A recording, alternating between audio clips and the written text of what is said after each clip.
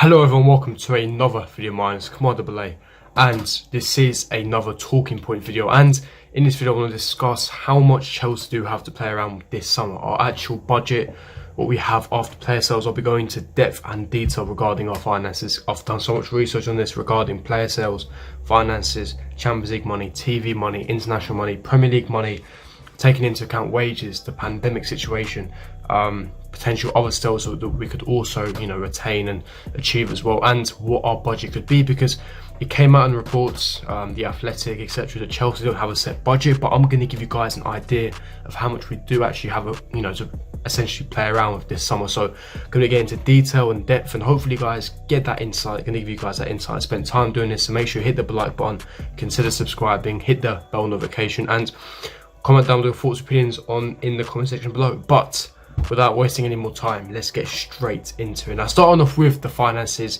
let's cast our minds back to 2018-2019 season. Let's have a look at the finances regarding that. Now, the first area I want to speak about is the essential prize money that we gained. Now, let's look at, as you can see on the screen right now, the Premier League 2018 to 2019 prize money. As you can see, we came in third place and we got £146 million in overall from the Premier League. Now, this is broken up into £34 million equal, £29 million in the facility, £35 million in merit, £43 million from international TV, and £5 million from commercial, which all adds up to £146 million. Like I said, that comes into TV money, that comes into Premier League in general. So that is positivity, of course. That is money coming in, that is essential income. Now let's look at other areas, other sources of income. Now let's look at net spend from Sky Sports. It was also released. Chelsea have the highest net spend this season in Europe. Now we all know why. We're a transfer ban, but the transfer embargo, we couldn't spend for 2 windows. Now one of them obviously was in the January window, but we decided not to essentially sign anyone. But the last year summer, we were banned completely. We couldn't sign anyone, and as a result, because of the departures of Eden Hazard and Morata, which I'll be getting into in a minute, we had a significant net spend. Now, as you can see on your screen, Chelsea have the highest net spend in Europe. Now, this is in euros, so we spent £45 million in euros. Now, that was on Kovacic, getting him on a permanent deal, and we earned €250 million. So net spend is €205 million. So that is extra income coming into the club at the time. Now, I'll be getting into outgoings in a minute. Now, that's essentially the net spend in that situation. Now, let's look at further departures last year. Now, we obviously know that Alvaro Morata and Eden Hazard left that season. Now, Eden Hazard left for an initial fee of £90 million, but of course that was initial fee, and the whole package that Real Madrid offered us rose to around £130 to £140 million.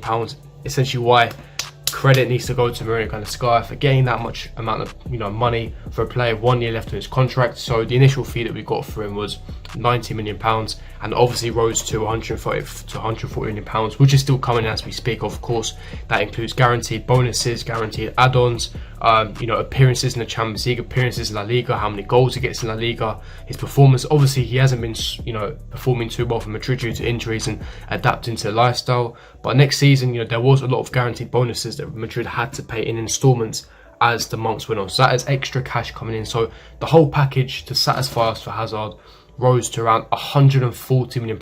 Again, extra net income. Now, as you can see on the screen, that wasn't just the only outgoing that season. We had Ola Aina, which rose to £9 million, which Torino purchased a permanent option. Thomas Callas for £8 million. David Luiz to Arsenal for around £8 million. Michael Hector to Fulham for £5.3 million. Kenneth Omaru to La Liga for £4.5 million.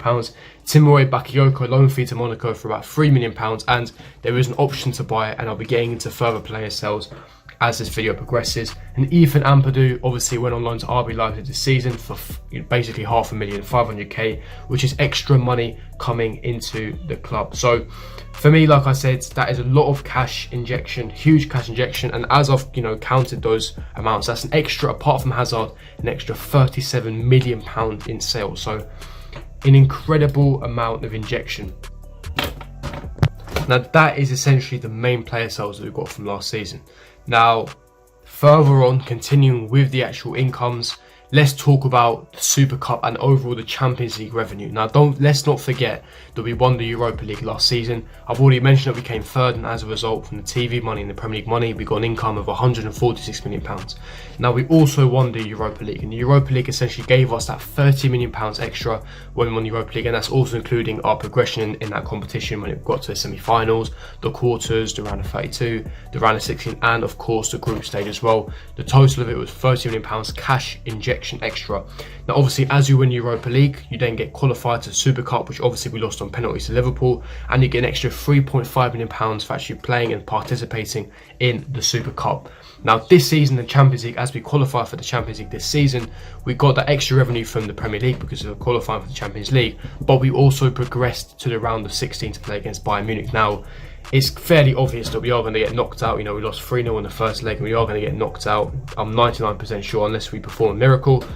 But because we qualify for the round of 16, we got an extra £10 million from actually qualifying for the round of 16. And finally, the final player that we sold that is, as it's at this moment in time, it is going to be that option to buy that Atletico have taken upon is Alvaro Morata. Now, in total, including the loan fees, that of course, when Morata went on loan to Atletico, we had to get, receive some loan fees from Atletico, and they've actually taken upon the permanent option to buy, and we got £50.4 million for the sale of Alvaro Morata. That is including the loan fees, and in total, the permanent fee, £50.4 million, which added to an extra income to our large income. And again, another massive sale, another massive player sale that's going to be added to the transfer budget. Now, as we total everything up, the Premier League money, the TV money, the Champions League money, Europa League, the sales, all the sales including Morata, Alvaro Morata, Eden Hazard, and all the net spend in Europe, that equates and accounts to £601.5 million. Now, before you get gassed, I have not included the outgoings, I have not included the pandemic, I've not included wages for staff and the players, so that number is going to significantly drop. But this is where we get into the outgoings, and the fee will still be high as I finish, giving you the statistics and the actual evidential facts. And let's look at the outgoings. Now, of course, we signed Hakim Ziyech for £36 million. We signed Kovacic on a permanent deal last season for £40.5 million. We also want to sign more players this summer. We've also signed Timo Werner. We've activated and triggered his release clause with £53 million. And we also are looking at players such as Benjamin Chilwell for £50 million, Kai Havertz for £75 million.